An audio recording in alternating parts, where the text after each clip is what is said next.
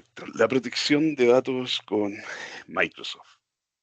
Bueno, este curso gratuito está enfocado en justamente esto que está hoy en día en boca de muchas organizaciones. Muchas empresas nos invitan y trabajamos con ellos en ayudarlos con esta protección de datos, ¿ya? Que ya no es solo almacenar los datos por X tiempo, por 6 años, por 7 años, sino que hoy en día va un poquito más allá. Me presento, mi nombre es Carlos Neira, ingeniero de preventa de ciberseguridad, y quien me acompaña es Claudio Cuadra, ingeniero de preventa de licencias Microsoft. Él igual va a estar ahí ayudándome y hablando en unas slides más adelante sobre el licenciamiento de Microsoft. La agenda para hoy.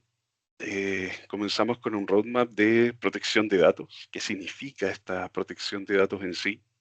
Luego pasamos al licenciamiento de Microsoft y sobre todo de Microsoft Purview, ¿ya? Que está enfocado en esta protección de datos. La clasificación y el etiquetado.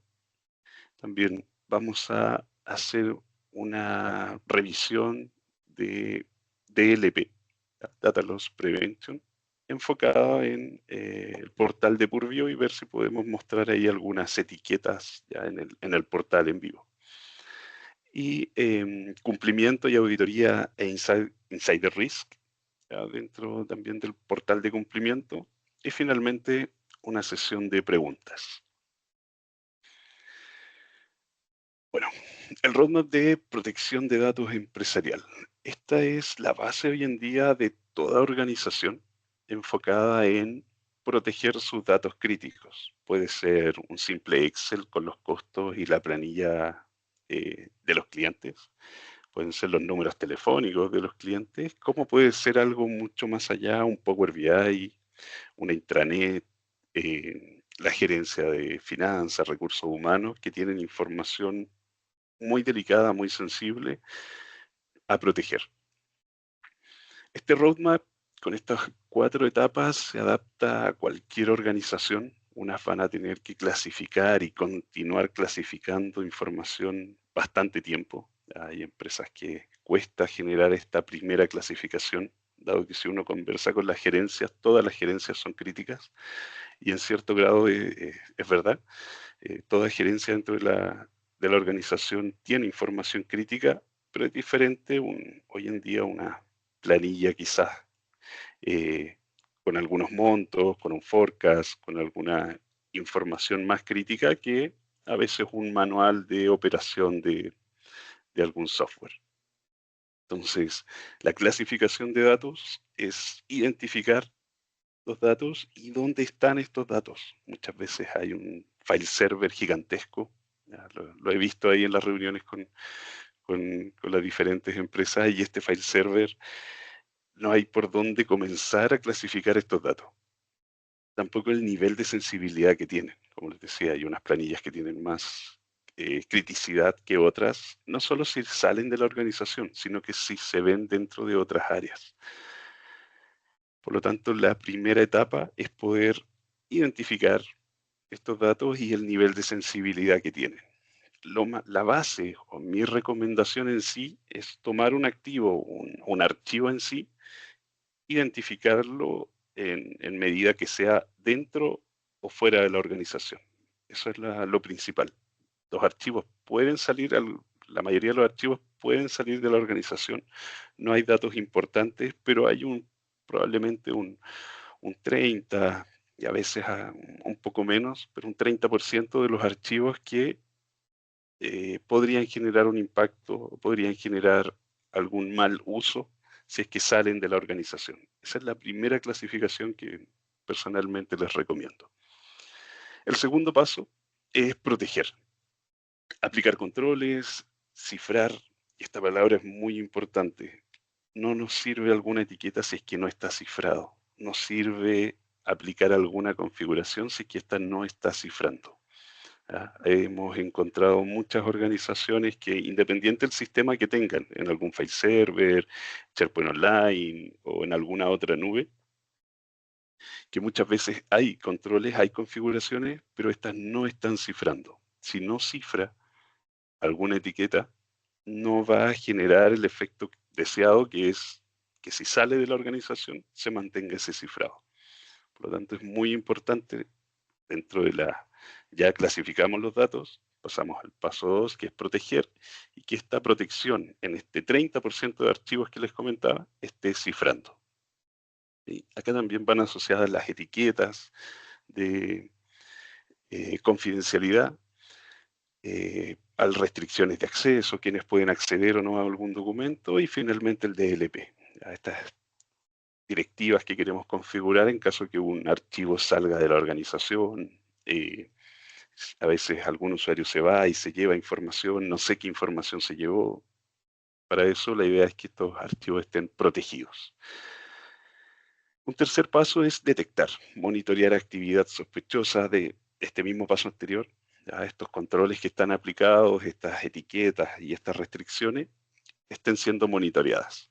Esto nos permite ver accesos anómalos, algún comportamiento de riesgo, poder ver cualquier actividad que no es deseada con estos archivos que ya están clasificados y protegidos.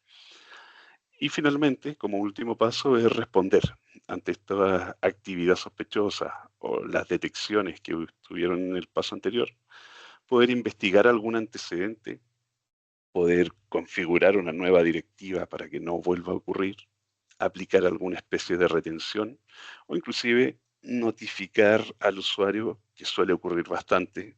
El usuario no sabía a veces que la información no debía salir de la organización, y la idea a veces es capacitar y llegar a responder en este sentido con esta protección de datos empresarial. Acá abajo en la parte de gobernar hay algo muy importante, ¿ya? Y sobre todo por este tema del taller. Hay un marco regulatorio, ¿ya? Más de uno en realidad, pero el más importante es la protección de datos personales, la ley 21.719, que ya fue lanzada hace probablemente un par de años, casi siempre están 1 o 2 años en marcha blanca, y ya a fin de año comienza a regir. ¿Qué quiere decir que comienza a regir? Comienzan ciertas multas, ciertas auditorías, y es parte igual de este taller poder ayudarlos con las dudas que tengan en ese sentido. ¿Sí? También, por otro lado, está la ley de ciberseguridad, la ley marco de ciberseguridad, la 21.663, y que si bien es un poco más antigua, está en proceso de cambio. ¿Ya? Lo más probable es que bueno, demoran un poco algunas en ser aprobadas o cambiadas. La 21.719, la primera comentada, sí comienza a regir en diciembre, y la de ciberseguridad aún no he visto una fecha. Junto a estas dos leyes está también la ISO 27001. No es una ley en sí, es solo una norma, pero que yo al aplicar esta norma me ayuda a cumplir de mejor manera con ambas leyes antes mencionadas. Las vamos igual a trabajar un poco más adelante, y si no, al final vamos a poder tener todas las consultas relacionadas a estos puntos. La idea es conversar un poco sobre aquello. Bueno, ¿por qué priorizar esto ahora? Ya la ley, no solo referente a la ley, sino que por qué priorizar la protección de datos no solo en Microsoft, en cualquier nube que tenga su organización o cualquier ambiente on-premise.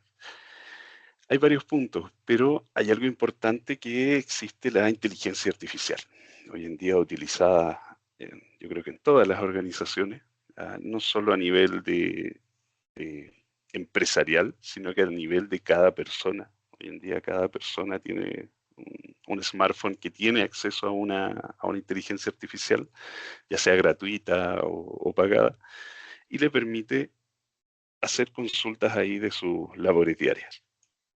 Por lo tanto, hay ciertos datos que pueden ser enviados a alguna IA y que no sería lo correcto, ¿sí?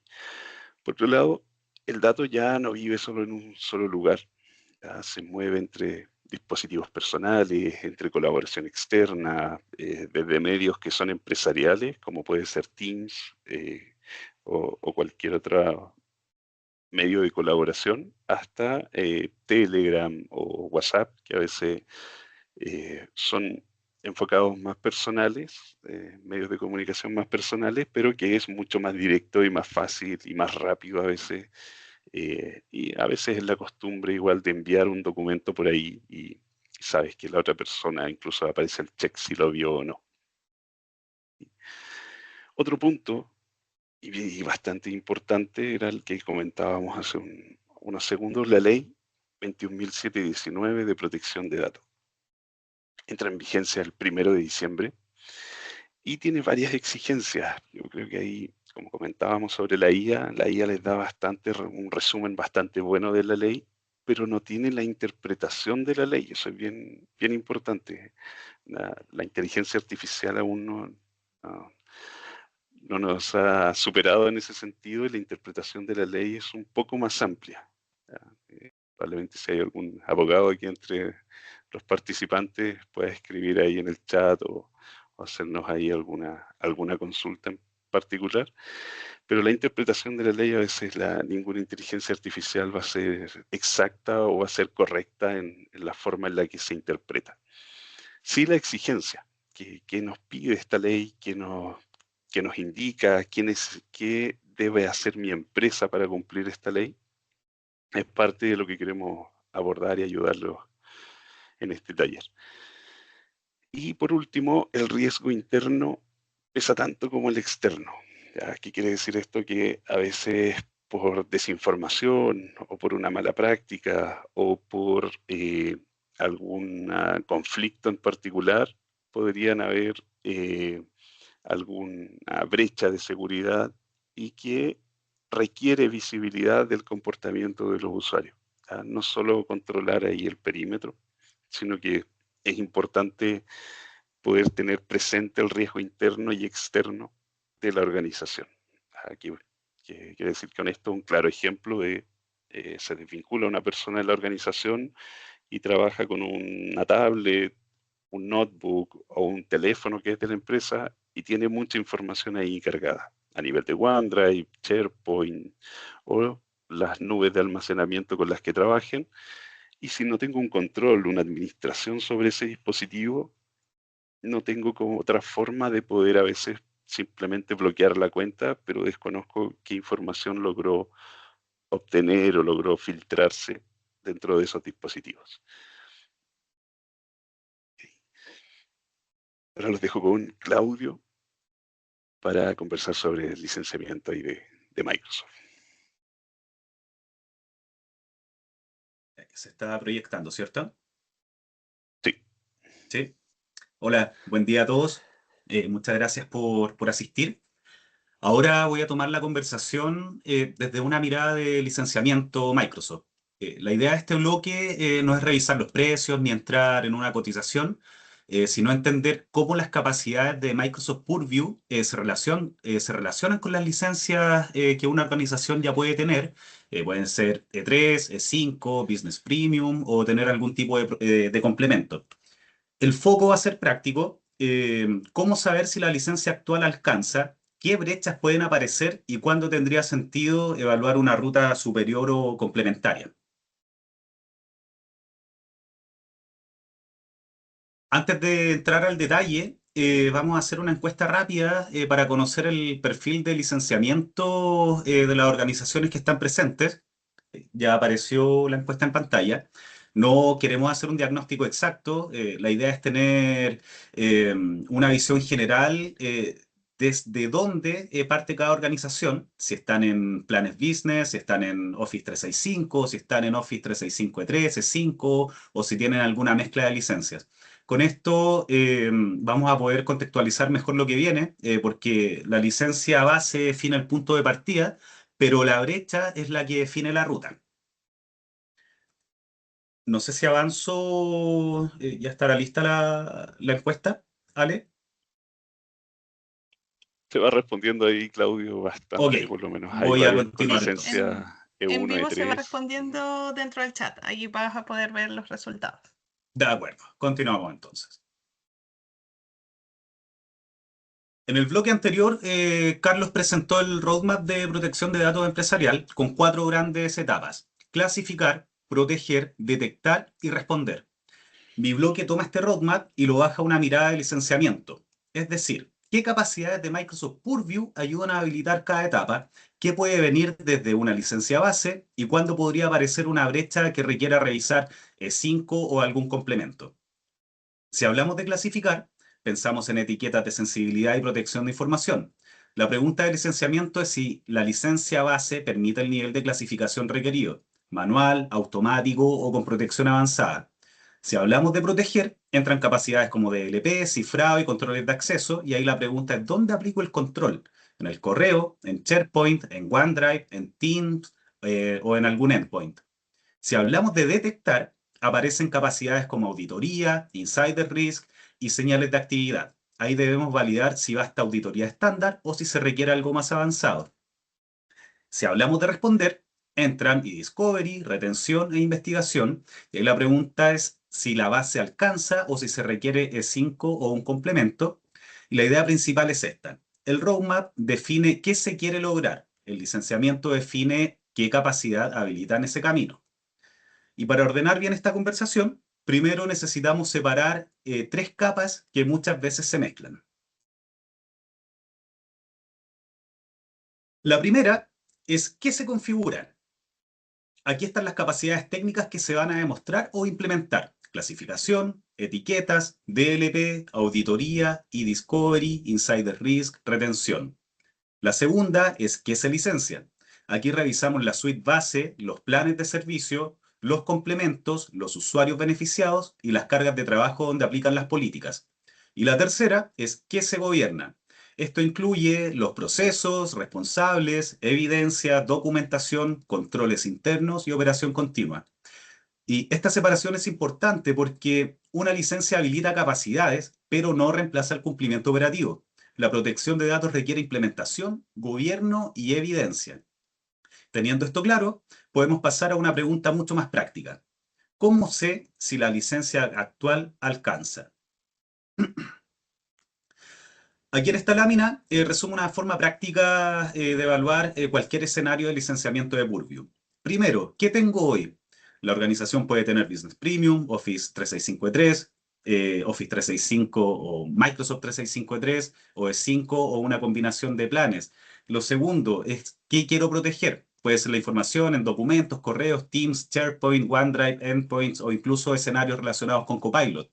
Tercero, ¿qué capacidad necesito? Clasificar, etiquetar, DLP, auditoría y discovery, insider risk, retención. Y cuarto, ¿qué profundidad necesito? No es lo mismo una capacidad base de algo avanzado eh, que algo automático, investigativo o con una retención extendida. Y quinto, ¿cuál es la brecha que queda? Con eso podemos decidir si la licencia base alcanza, si hay que sumar un complemento o si corresponde evaluar Microsoft 365 E5. La salida esperada de este análisis debería ser simple: la licencia base, más la capacidad requerida, más la brecha y la ruta posible. Y ahora vamos a ver qué capacidades suelen mover esta decisión. Estas son las capacidades que normalmente cambian la lectura del licenciamiento. Primero, la clasificación de las etiquetas. Hay que validar si se requiere una etiqueta manual, recomendado, automático o cifrado. Segundo, el DLP. No basta con decir necesito DLP. Hay que identificar dónde se aplica. Tercero, la auditoría. Hay que distinguir si basta una auditoría estándar o si se requiere una auditoría avanzada o con retención extendida. Cuarto, y discovery. No es lo mismo una búsqueda básica que una investigación avanzada con preservación, revisión y explotación. Quinto, el insider risk, que aquí entran usuarios en alcance, señales disponibles y escenarios de riesgo interno. Y sexto, la IA segura con Copilot, que antes de escalar a la inteligencia artificial conviene revisar permisos, clasificación, DLP y trazabilidad. Microsoft documenta que Purview incluye capacidades para gobernar, proteger y administrar datos, y que el licenciamiento debe evaluarse según el servicio usado y los usuarios que se benefician de estas capacidades. Entonces, la idea es: la capacidad define qué validar y la profundidad define si la licencia base alcanza. Y con estas capacidades claras podemos hablar de rutas 3, E5 o los complementos. Esta lámina resume las rutas típicas sin verlo como una receta.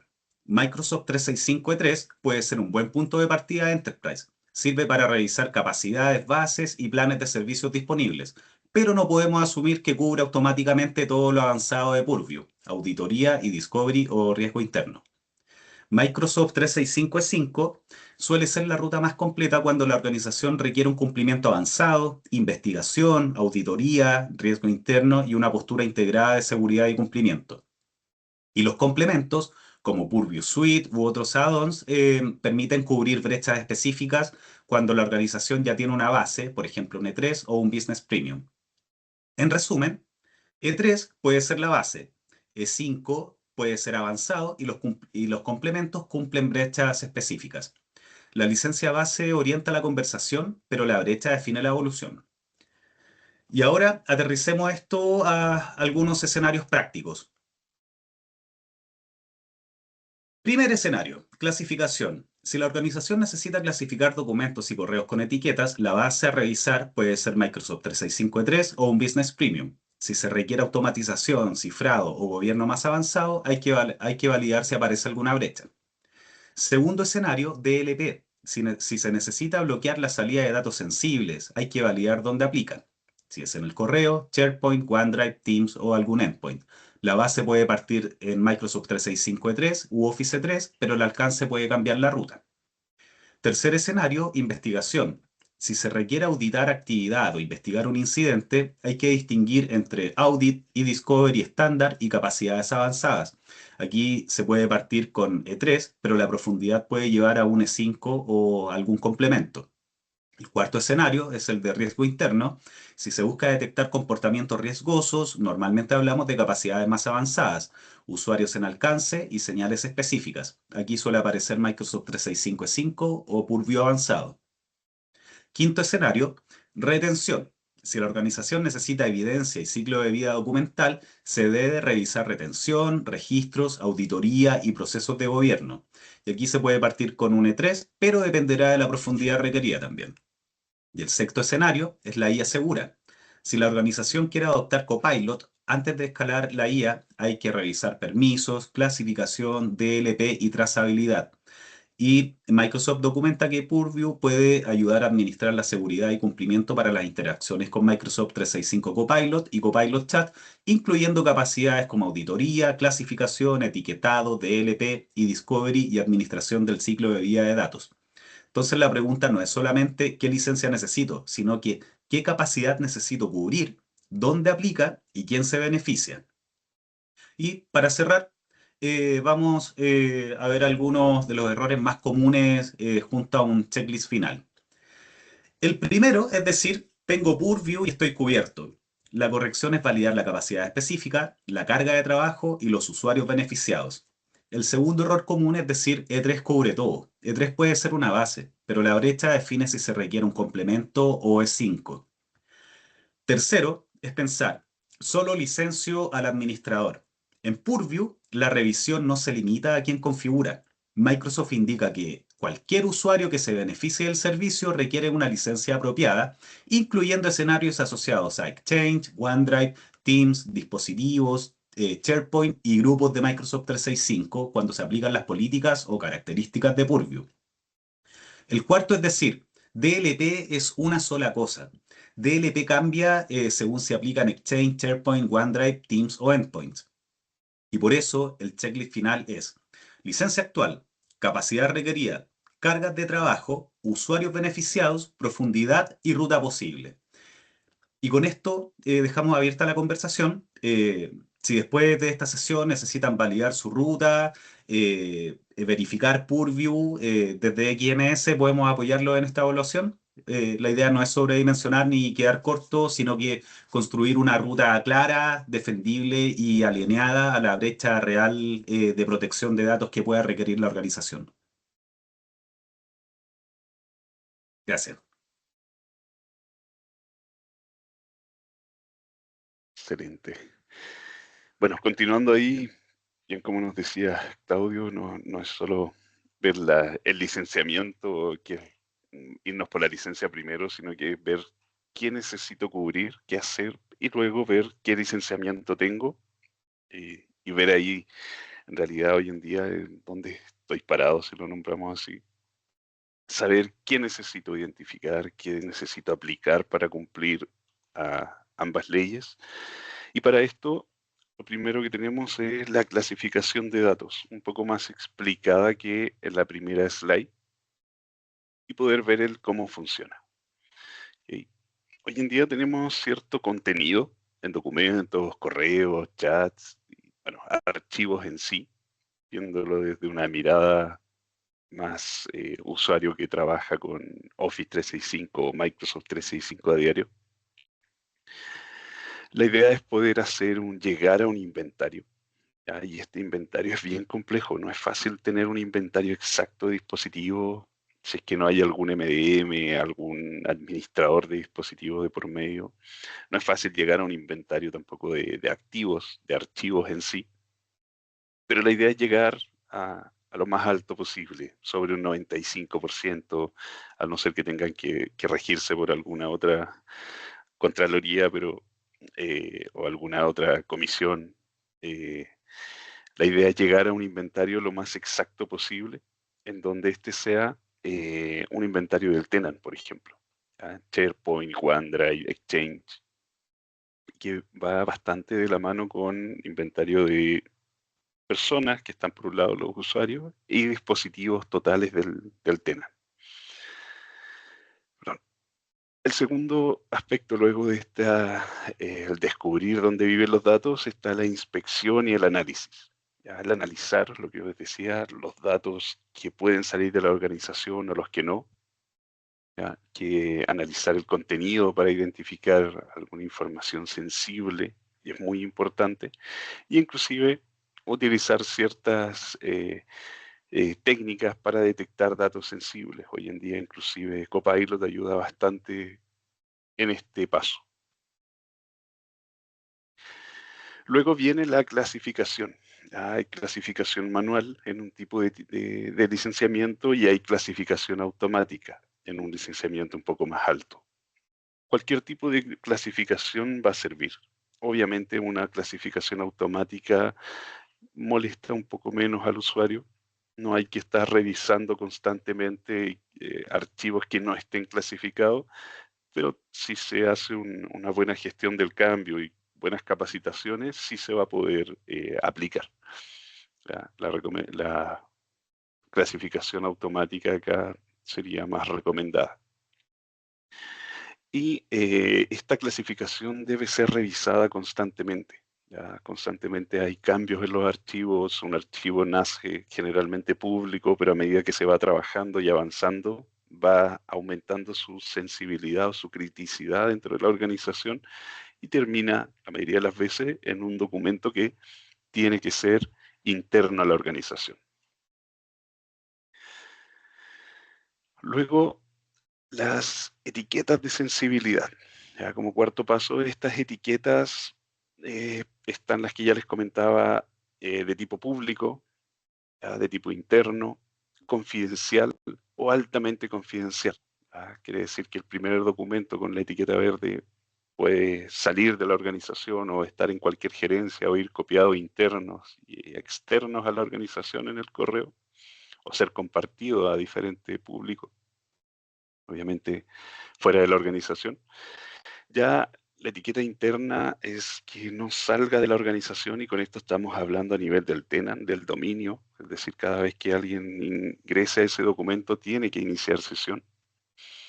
Ya avanzando un poco más en la parte confidencial, ese documento tiene que vivir en sí dentro de una gerencia, de un SharePoint, de un grupo en particular. Es decir, si es confidencial y solo lo puede ver el área TI, porque es un procedimiento de, no sé, de ERP, por ejemplo, o si es una planilla con sueldos, o si es una planilla con los precios de forecast del segundo semestre o del 2027, ya son de uso confidencial y solo ciertas áreas van a tener acceso a ese documento. Es decir, si se comparte dentro de la organización, la idea es que solo las personas dentro de ese grupo confidencial, es decir, confidencial gerencia TI, confidencial gerencia personas o talento humano o confidencial, y así la gerencia que lo necesite pueda trabajar sobre ese documento.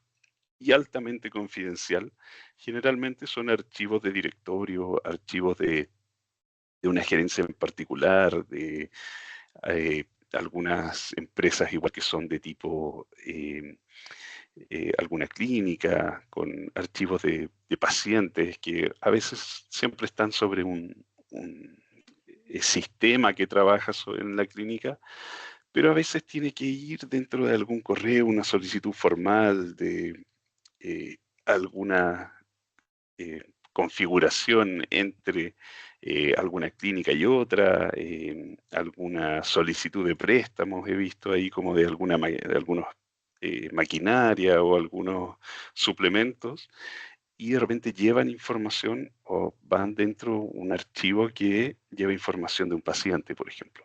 Y eso es altamente confidencial. Se recomienda que sean muy pocas las personas o un uno a uno. Yo le envío el correo a Claudio y solo a él le doy el permiso de que pueda visualizar ese archivo, independiente si él lo vuelve a reenviar o queda en algún archivo, en algún repositorio donde más personas tienen acceso, solo él debería poder ingresar. ¿Sí? Eso con las etiquetas de sensibilidad. Y finalmente el resultado es un documento clasificado, etiquetado y con la mayor cantidad de políticas de protección que se puedan aplicar.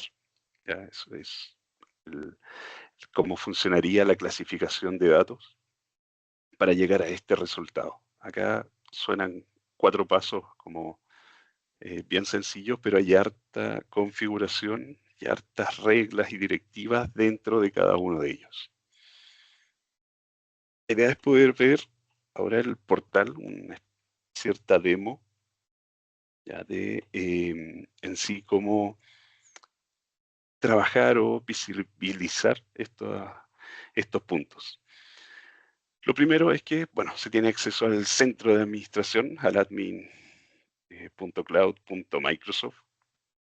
Dentro del lado izquierdo van a poder ver varios centros de administración, hasta el de seguridad, eh, el de Purview, que es el que vamos a ver, el de Intune, que si es que tienen ahí hacer alguna consulta igual a nivel de un MDM, les ayudaría bastante con una parte importante que es el BitLocker, que más adelante lo vamos a conversar.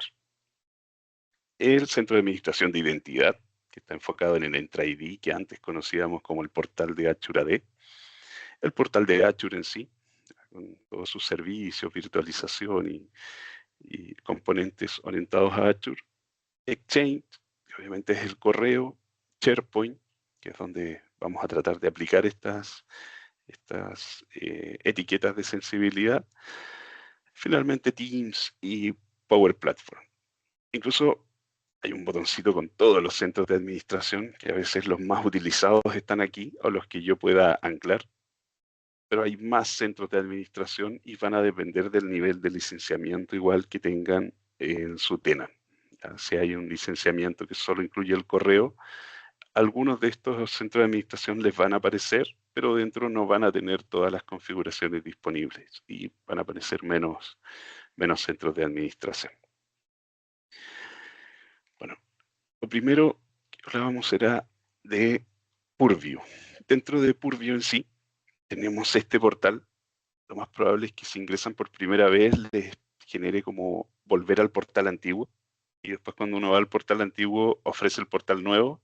Sí, hay cierta redundancia en esos slides que aparecen aquí al medio. Les recomiendo y que dice tomar un paseo o tomar el tour, que los va a dejar aquí en este portal de Microsoft Purview. La primera recomendación, dado que estamos hablando de la clasificación de datos, es venir acá a soluciones y poder entrar a auditar, ¿ya? Las auditorías de Purview o en sí del portal de administración. ¿Por qué? Porque no viene habilitada por defecto. Cuando hagan clic ahí, donde dice clic recién, ya estamos en el portal de Purview. Luego nos vamos a soluciones. Dentro de soluciones está auditar. Si no me aparece aquí, la puedo buscar acá en la barra central de como audit o auditar. va a depender del idioma en el que tengan el portal. Y si hacen clic en auditar, la primera vez y no han ingresado otras veces, les va a aparecer una slide si es que quieren registrar todos los resultados de auditoría. Ese es el único check a aceptar para llegar a esta pantalla y que la auditoría finalmente quede habilitada dentro de Purview. ¿Qué nos permite esta auditoría? Justamente el paso 1, hacer alguna exploración de documentos, poder buscar información de logs dentro de alguna cuenta, algo importante, quién le cambió la contraseña a esta cuenta, quién bloqueó o modificó un MFA de alguna cuenta. Y eso en un tenant por defecto no está registrado. Se recomienda que lo habiliten. ¿Ya? Entonces, dentro del portal de Purview, soluciones y buscamos auditoría. ¿Cómo saber que está habilitada? Porque les va a aparecer esta misma pantalla. Si yo me voy a otro portal, me voy a soluciones, auditar, si aparece así es que ya está habilitada. Quiere decir que ya pasaron por el check, que aparece un mensajito aquí. No es fácil de volverlo a reproducir, pero el check aparece como desea registrar todos los cambios y todos los registros del portal, y hay que darle que sí, lo va a aceptar. Y ahí la auditoría comienza a regir dentro de las siguientes 20 minutos a 4 horas. A veces es la ley de Murphy. Si es algo rápido, probablemente demore las 4 horas. De lo contrario, dentro de los primeros 20 minutos deberían poder iniciar nuevamente y llegar aquí. Esto quiere decir que la auditoría está habilitada. ¿Sí?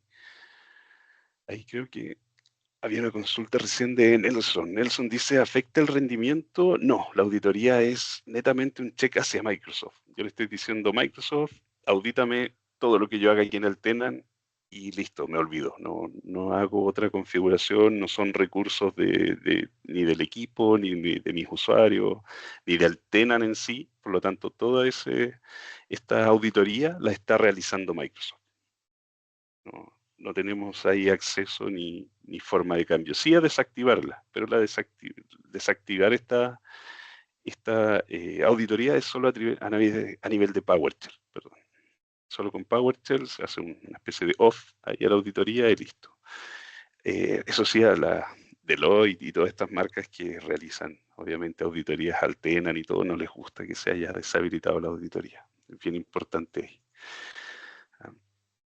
No consejo. Bueno, volviendo acá al portal en sí, tenemos todas las soluciones. Ya, solo hay un tips. Las soluciones están como la administración de postura de seguridad, administración de registro, administración del ciclo de vida de datos, alertas de cumplimiento, ¿ya? El e-discovery, algo que comentó ahí Claudio, es muy importante hacer búsquedas en sí, búsquedas del tenant. Necesito los logs del administrador, los logs de un usuario, necesito ver qué hizo un usuario, necesito el correo de una persona. Todo esto se puede revisar dentro del e-discovery. También está la prevención de pérdida de datos, que lo vamos a revisar, y un catálogo de datos incluso que se puede generar. ¿Sí? ¿Qué es lo importante aquí? Es poder dentro de todo este nivel de soluciones ver qué pueden hacer y qué no con su licenciamiento. Ese es como el primer assessment que yo les recomiendo. ¿Ya? Tengo licencia Business Premium, o tengo licencia G1, E3, pero también hay un complemento de Purview que compramos para algunos usuarios. A la vez también adquirimos unas licencias G5 para algunos. Generalmente hay algunos TI y algunos directores o gerentes, entonces hay un mix de licenciamiento y no sé bien qué puedo realizar. Les recomiendo hacer un breve assessment. Si son muchos, si a veces no hay tiempo ahí del área TI, nos pueden pedir ayuda, podemos rápidamente ayudarlos a hacer un assessment en donde es un checklist de qué puedo realizar dentro de Purview. En este checklist es poder ver, ¿puedo generar directivas de DLP, prevención de pérdida de datos? ¿Puedo hacer búsqueda de discovery? Muchas no las van a poder hacer por los permisos básicos. Todo lo que está configurado acá necesita permisos previos. ¿Por qué? Porque no está permitido que ningún buzón busque, o ninguna cuenta busque buzones de otro usuario. Por defecto no está permitido. Entonces, para hacer alguna búsqueda necesitan que sí o sí se asignen los permisos para poder trabajar sobre la mayoría de estas soluciones acá de Purview. Una vez que ya tienen los permisos, van a poder ver si es que al ingresar en prevención de pérdida de datos, por ejemplo, que es lo que vamos a ver a continuación, ven esta información o simplemente ven información general y los links que les entrega Microsoft. Si ven eso así, es que el licenciamiento no les permite configurar algo y que obviamente siempre y cuando ya hayan pasado por la parte de los permisos. Entonces eso es muy importante, poder ver qué tanto puedo habilitar con el licenciamiento que tengo. Y ya después irnos a la pregunta que nos hacía Claudio. ¿Qué necesito cumplir para ver si debo aumentar el licenciamiento? Generalmente no se disminuye el licenciamiento en sí. En muy pocos casos se dan. Pero, claro, hay algo que tengo que cumplir adicional al licenciamiento que ya tengo. Esos assessments rápidos sirven para ver ese estado de dónde estoy, hasta dónde debo llegar y qué necesito aumentar. Generalmente la suite de Purview, a veces agregar algún licenciamiento de 5 a algunas cuentas y otras veces ya tienen todo el licenciamiento, solo que no está configurado. Okay. Volviendo un poco a la presentación. La prevención de pérdida de datos es lo principal a poder ver, o mi idea es que se puedan llevar de este taller, de estas horitas o estos minutos que vamos a estar aquí conversando. ¿Por qué? Porque es la primera brecha a la que vienen los clientes a decirnos, parece que perdí información, no sé qué perdí, pero estoy seguro de que perdí información. Y esta es justamente con lo comentado hace unos minutos. Tenemos los datos en movimiento, ya, no solo a nivel de correo, archivos en OneDrive, algún sitio, algún file server, a veces todos los datos viven en el notebook de quien trabaja en en esa gerencia, y esos datos están en continuo movimiento. La detección de información sensible es la segunda etapa para este DLP, saber qué tengo que configurar. Y no solo eso, sino que también poder aplicar una definición a esa información sensible. ¿Qué quiere decir esto? Lo mismo que hablábamos hace un momento es qué dato tengo que dejar dentro de la organización, qué dato pertenece a una gerencia y a otra, y esa definición suele ser un poco más difícil de llegar. No todas las organizaciones cuentan con personas dedicadas a poder trabajar esta información sensible, y a veces hay que tener sesiones con cada gerencia para poder llegar a este punto 2, que es la detección de información sensible. Tercero, evaluar la política de DLP que necesito. Un ejemplo, bloquear envíos de datos sensibles a través de cualquier medio, evitar carga si trabajo full Microsoft, no quiero que mis usuarios generen alguna carga de trabajo en Drive, por ejemplo. No quiero que los suban a lo que es comúnmente conocido un Dropbox o ninguna otra nube de almacenamiento. Bloquear la copia USB. Yo creo que eso ya está a veces, es un desde en las organizaciones. Limitar igual la impresión de documentos e inclusive llegar al punto, yo creo que ya es como un punto bien avanzado, el restringir el copiar y pegar a veces desde los dispositivos o de cualquier ambiente empresarial. ¿Qué quiere decir eso? No quiero que copien algo que les envíen Teams y lo pasen a un WhatsApp y lo puedan reenviar a través de WhatsApp. Entonces, evaluar la política de DLP es común estas opciones. Luego, la acción de DLP. Muchas veces acá en las áreas de seguridad, las áreas de riesgo, incluso ciberseguridad en sí, trabaja más en advertir. ¿Qué quiere decir eso? Quiero monitorear quiénes en realidad a todos les permito hacer estas configuraciones. O sea, todos pueden subir elementos a otras nubes, pueden copiar algo a un USB, pueden imprimir los documentos que necesiten, pero necesito tenerlo monitoreado. Porque hay áreas que de repente, por desconocimiento o una verdadera brecha de seguridad, están sacando información de la organización. Cuando eso ya ocurre, el paso 4 pasa a la acción de DLP, que ya es bloquear en sí algo que no esté con las políticas y directivas de la organización. No puedes enviar datos sensibles hacia externos, no puedes cargar carpetas y documentos en las nubes de terceros o nubes no autorizadas.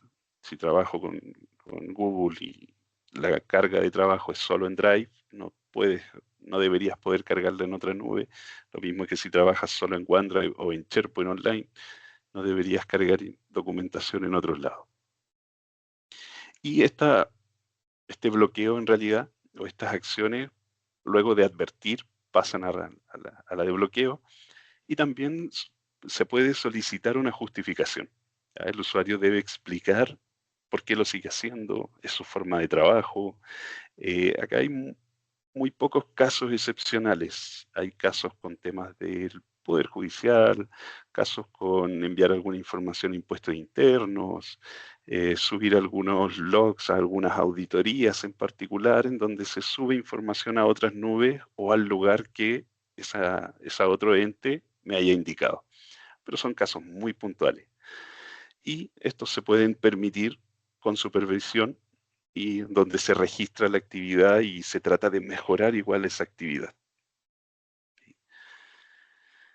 Finalmente, queda el registro y auditoría, en donde se registran los incidentes de DLP, se busca una mejor forma de trabajarlos en sí, la información del dispositivo y del usuario igual queda registrada, y el canal y el contenido de esta acción de DLP queda en el registro y en el registro de auditoría. Eso es muy importante, por eso les indicaba al principio habilitar la auditoría del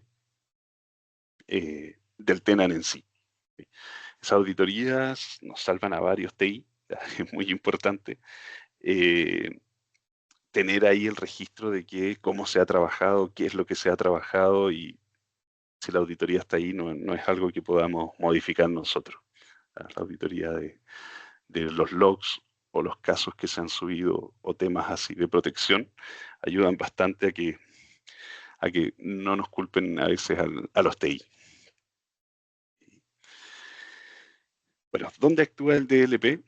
Actúa en el correo, chat, los archivos de OneDrive, dispositivos en sí, el navegador web y algunas aplicaciones en la nube, ¿ya? Como las que mencionábamos. Obviamente, si activé DLP en Microsoft, va a aplicar en los datos que tengo de las aplicaciones de Microsoft. ¿Ya? Eso es muy importante.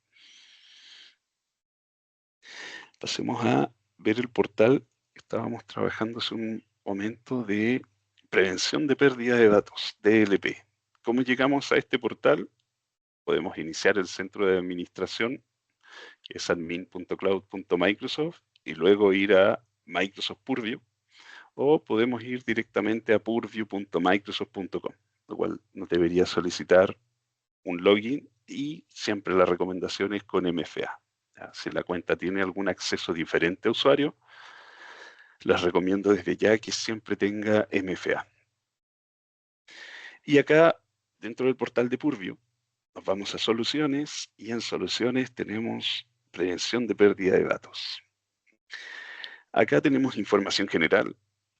Me dice que hay algunas tareas enumeradas. Este es un portal de prueba, así que puede que tenga varias alertas o varias directivas ahí creadas. Espero que mis colegas no hayan creado ninguna con un nombre gracioso, que suele suceder, pero son un portal de un QA, por lo tanto podemos pasarnos por la mayoría de directivas, o si el tiempo nos da, crear algunas. Estas directivas identifican y protegen información de la organización. Es muy importante. Un ejemplo, que hay una directiva personalizada para el RUN chileno, lo que conocemos coloquialmente como root, finalmente para impuesto interno y para el resto es un run. ¿Ya? También algunas directivas de Teams, algunas directivas en sí que hemos creado de prueba para alguna configuración necesaria, ¿ya? Bloquear algún tipo de correos, consultar alguna información dentro de Teams, etcétera. Hay varios tipos de directivas acá que se puedan crear. Acá lo primero, la recomendación son para aplicaciones empresariales y dispositivos. Se puede basar en una plantilla, de momento no hay ninguna asociadas a alguna configuración que tengamos acá más relacionada a Chile, pero sí va a existir una muy parecida a esta, ¿ya? Va a existir probablemente en unos meses más una plantilla ya que nos permita trabajar con la forma de protección de datos personales. De momento nos vamos a una de personalizada, directiva personalizada, y acá tenemos que pasar por todo este wizard, conocido siempre como siguiente, pero sí vamos a necesitar agregar alguna información, alguna directiva personalizada. Se va a crear esta desde cero y nos va a pedir toda esta información. Probablemente no alcancemos a terminarla, pero sí quería mostrarles lo más importante de la directiva, que son las localizaciones y la configuración de la directiva en sí. Por ejemplo, acá nos va a llevar a la parte de unidades administrativas, lo cual si es que trabajan con Azure con unidades administrativas lo pueden aplicar. De lo contrario, si en Azure no trabajan con estas unidades, no les van a aparecer acá ninguna para agregar. Pasamos al siguiente, y acá nos dice dónde aplicar la directiva. Y esto es básicamente lo que quería llegar. Podemos seleccionar las directivas en diferentes sitios o aplicaciones o servicios de Microsoft, y acá yo les recomendaría a veces dividir. Dividir y conquistar funciona bastante, en este sentido en que se divide a veces lo que es el Exchange y SharePoint, o a veces queda solo de esta manera, ¿ya? Es decir, hay una directiva que está solo para SharePoint y en realidad el OneDrive del usuario vive dentro de SharePoint, por lo tanto, esta está orientada solo a SharePoint, como también hay algunas de este tipo: correo, SharePoint y Teams. Y les recomiendo dividir lo que pueda ser dispositivos u otras instancias que no están relacionados a veces en Office 365. ¿Por qué les recomiendo dividir algunas directivas? Porque a veces algunas configuraciones van a querer aplicarlas solo al correo, otras solo a SharePoint o Teams, o SharePoint y Teams, y otras solo a dispositivos, instancias o repositorios en sí.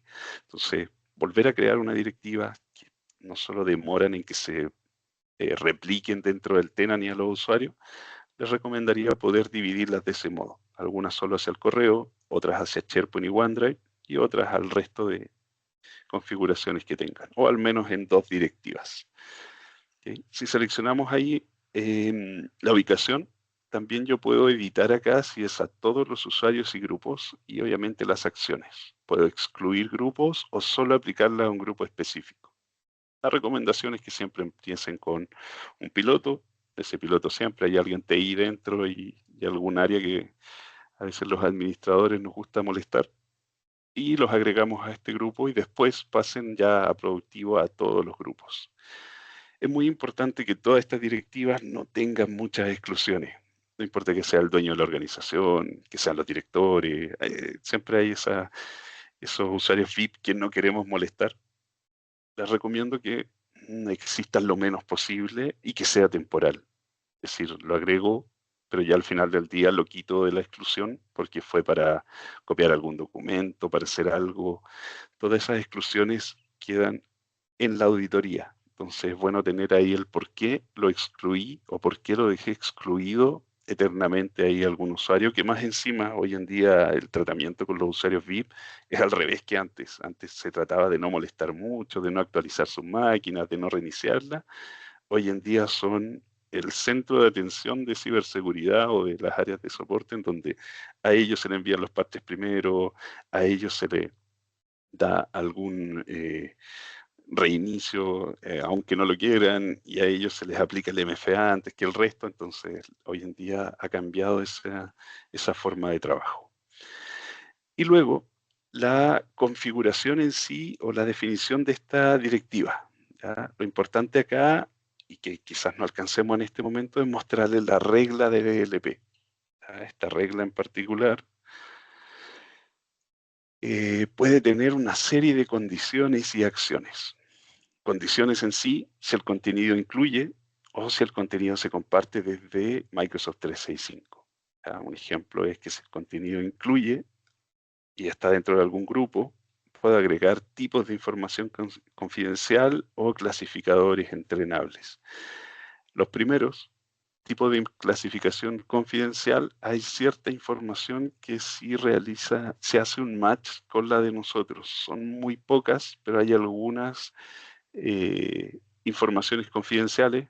Por ejemplo, el DNI es muy parecido a veces en la forma de escribirlo al root chileno, pero ya las otras de otros países no están relacionadas con nosotros, con ningún tipo de identidad o incluso de cualquier número de tarjeta acá o de cédula de nosotros.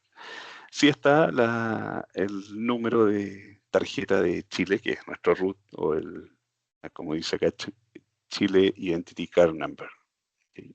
Ese sí lo podemos seleccionar aquí. Y también otras condiciones que yo puedo ir agregando. ¿Ya? Si el contenido incluye o se comparte, y puedo agregar más condiciones a la regla de DLP. Y finalmente la acción, restringir el acceso. ¿Ya? Bloquear a todos o bloquear solo a personas externas a la organización. Eso es como el check importante. Cuando necesito bloquear a todos, cuando por ejemplo el correo o lo que estoy marcando acá, no se enviará aquí a los destinatarios. Es importante eso. Y para los archivos de SharePoint, OneDrive y Teams, solo el propietario, el último modificador y el administrador del sitio tendrán acceso. Eso es muy importante. Por otro lado, personas externas a la organización, solo los usuarios de su organización recibirán correo electrónico de Exchange. También podemos configurar las notificaciones al usuario, algunos informes de incidentes. Siempre les recomiendo habilitar todos los informes y todos los logs que puedan quedar almacenados en este tipo de directivas, porque siempre se van a necesitar en algún momento. ¿Okay? Si bien es algo relativamente rápido, es la forma de poder crear ahí una directiva o una regla de DLP. ¿Okay? Vemos acá la demo. Bueno, si hay dudas, consultas, no se olviden ahí que pueden agregarlas en el chat, así que ahí las estamos respondiendo. Y otro punto es el cifrado de dispositivos, BitLocker. Hoy en día viene a ser bien importante, dado que hay usuarios que trabajan 100% desde la casa, no hay VPN, otros en formato híbrido, unos pidieron permiso y trabajan desde su equipo personal, otros trabajan desde la tablet o el celular. Hoy en día ya no hay un solo modelo de notebook o un solo desktop o tarro, como le llamamos, y en la oficina, y que todos los TI sabemos dónde están. Hoy en día es diferente. Hay múltiples dispositivos, por lo tanto se recomienda que los que tengan acceso o tenga administración el área TI pueda activar el BitLocker. Es muy importante poder cifrar esa información, sobre todo a veces ante temas externos, algún accidente con el equipo, pérdida del equipo, o el usuario simplemente ya no está en la organización. Es muy importante poder hacer la activación. Esta activación puede ser manual, equipo a equipo, como también puede ser a través de algún MDM. Hay varios MDM que permiten activarlo hoy en día. Como conocemos antiguamente un System Center, hay algunos Manage Engine, y también está Intune. Y eso por eso venimos a hablar igual de la licencia. Muchas organizaciones tienen el licenciamiento para utilizar Intune y para utilizar BitLocker, pero no está habilitado. Y es un proyecto relativamente simple, en donde se habilita el BitLocker en un grupo de máquinas a veces del 10%, y ahí siempre está ese 80-20, en 8 máquinas va a pasar súper rápido y van a haber 2 que va a haber problemas de eh, poder hacer la habilitación, a veces problemas de red, a veces una máquina que no se reinicia hace mucho tiempo y necesita algunas actualizaciones, pero ya en las otros, ese 80-20, las otras 8 máquinas va a salir relativamente rápido. Esta activación y protección en sí usa el TPM para proteger con el cifrado. ¿Ya? El TPM es importante hoy en día, puesto que no todas las máquinas, yo tendería a creer que sí, la mayoría de las máquinas ya lo traen en su versión mínima o en su versión 2.0. Y valida obviamente la integridad del dispositivo en cada arranque. Incluso en algunos equipos a través de algún MDM hemos podido actualizar el TPM en algunas máquinas. Igual, si su TPM no lo soporta, consulten donde se adquirieron los notebooks, que a veces sí es posible actualizar el TPM. Ya hemos visto varios casos y proyectos en donde la mayoría de las máquinas no eran compatibles por ese tema de este TPM. Y después de una actualización, la mayoría de las máquinas sí pudieron ser aplicado el BitLocker. Y también una llave de recuperación, o esta key, que se puede almacenar a veces de una manera en algún otro dispositivo, como pueda quedar guardada igual en Entra ID. Ya es la forma más segura de que quede almacenada acá y los administradores del portal la puedan recuperar. Esta gestión puede ser entregada vía Intune, de una manera bien centralizada, como desplegar a veces un software a través de un System Center Configuration Manager, muy parecido.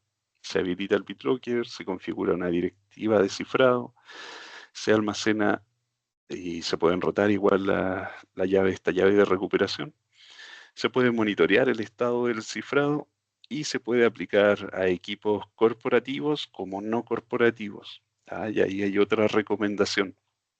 Si la empresa trabaja solo con equipos corporativos, pero les da la posibilidad, trabaja solo en Intune con equipos corporativos, pero da la posibilidad que en alguna tablet o algún equipo personal de cada usuario pueda utilizar, por ejemplo, el Outlook o utilizar Teams, a veces se pide que este esté cifrado. ¿Ya? Ahí yo sé que es un tema un poco que escapa de TI, ¿ya? Es un tema que necesita un anexo, necesita a veces alguna firma o un OK por el lado del usuario, un anexo de contrato me refiero. Es que yo prefiero trabajar en mi tablet, pero dispongo a todas las medidas de seguridad que la empresa quiera aplicar en mi tablet, porque es mi tablet de trabajo, si bien es personal, es mía, pero trabajo mucho más cómodo ahí, y si tienen que aplicar Intune, tienen que descargarme un antivirus, tienen que ponerle alguna medida de protección, pero yo voy a trabajar más cómodo ahí, acepto esas directivas y se puede enrolar un dispositivo que no esté dentro del dominio. Ya también es posible trabajar con unas directivas un poco menos restrictivas y poder aplicarlas a estos dispositivos en Bring Your Own Device. Una vez que este dispositivo está cifrado, solo el dispositivo autorizado puede acceder a esta información. Es decir, yo puedo agregar una directiva en Intune o en Entra ID que diga, quiero que solo los dispositivos que cumplen con el BitLocker puedan acceder a sincronizar equipos en SharePoint, por ejemplo. O solo los dispositivos que cumplan con esta configuración estén marcados en cumplimiento. Y finalmente el acceso y recuperación. En caso de reinstalación o cambio de hardware, se puede utilizar esta llave de recuperación, que si cuando fue entregada al usuario no la tiene, uno como administrador ahí en el portal de EntraID se puede recuperar esa clave. El administrador puede obtener esa clave y poder enviársela o entregársela ahí al usuario. Un buen escenario esto es el robo de un dispositivo, por ejemplo. Un dispositivo sin TPM es sustraído, el BitLocker requiere la clave o esta key, esta recovery key, para iniciar el dispositivo. Si no la tiene el usuario, lo único que puede hacer es cambiar el disco de esa máquina y nada de la información se puede utilizar. Sin TPM, ¿ya? El BitLocker solo usa el recovery key y una combinación de contraseña más un USB que es opcional para cifrar el dispositivo. Lo hemos configurado, pero no poco, ya dado que el USB generalmente está bloqueado en las organizaciones, pero a veces hay otro tipo de empresas que mantienen el USB, es su forma de trabajo y trabajan sí con incluso unidades USB cifradas. Y la recovery key o esta llave es obligatoria para poder acceder a un dispositivo cifrado.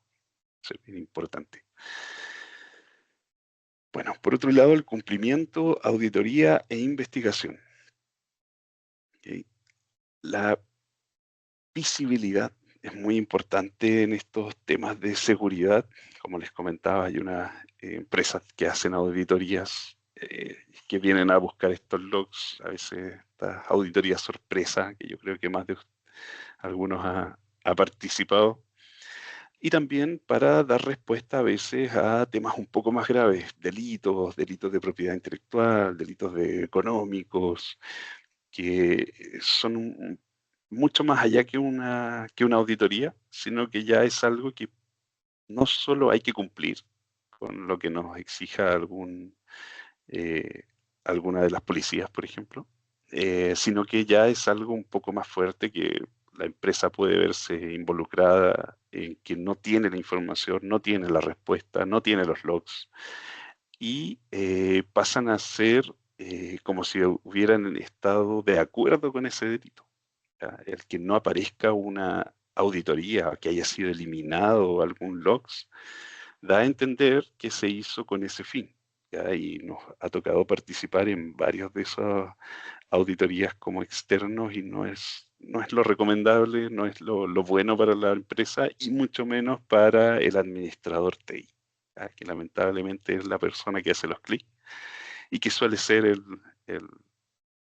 a quien todos apuntan cuando se pierde alguna información, cuando se pierde algún logs, cuando justo se deshabilitó la auditoría o justo se borró algún buzón.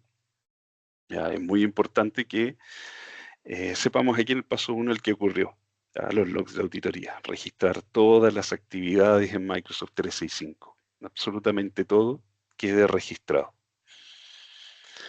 Segundo, la evidencia en eDiscovery. Yo voy por el eDiscovery, busco un correo, busco un chat, busco un documento en sí, algún sitio, la metadata de un documento, cuántas versiones llegó a tener, quiénes accedieron a ese documento, todo, y que exista esa evidencia, ¿ya? Y es una evidencia entregada por el portal de Microsoft, en donde Microsoft tiene igual ese contrato inicial, en donde dice que tendrá la disponibilidad y la integridad y la confidencialidad de este tipo de datos, de este tipo de solicitudes a través del eDiscovery.